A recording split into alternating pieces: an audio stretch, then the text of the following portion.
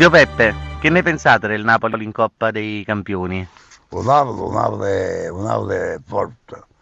Pure, guardate, mo venuto giù, chiedo che glielo femminile, come si chiama? Te ne hai capito tu anche?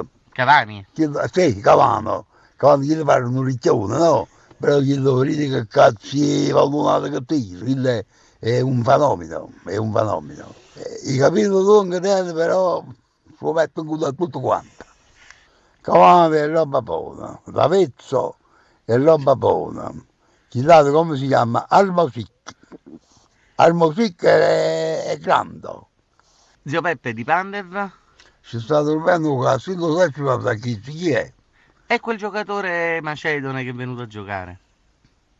Avrebbero a giocare chi sta? Nel Napoli? Poi come fai? Che già fai? Dare un giudizio? È uno buono, sì, ha segnato. Sì. E allora è roba buona. Quindi in Coppa dei Campioni che cosa farà il Napoli? Ha vinto Napoli. Il Napoli ha vinto contro tutto, proprio contro gli spagnoli. Il Barcellona? Il Napoli batterà il Ma Barcellona? tu dove proprio? Cioè, Dove proprio? Guarda, sentite, ma così, fammi sapere, fammi fare sapere. O Napoli ha vinto contro il Barcellona. vabbè, se viene Messi a giocare a Napoli Una medaglia su in mezzo a messa, a messa. e invece col Chelsea che facciamo? 2-0.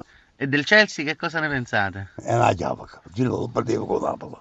E dell'allenatore Mazzarri? È una chiavaca. Perché? Perché, perché non ha capito che chi lo Napoli vince che è grosso e perde che è pazzarello. Perché isso non ci cagna i giocatori. Quando io che è pazzarello, ha da mettere i pazzarelli. Perché i pazzarelli si fanno a chi là di là. E i russi si abbaccano. Sì?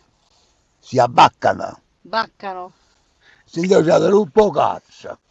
E i napolitani, quelli russi, quando vanno contro i vicini, si sentono più grossi e fanno a vedere l'uomo di merda che sono.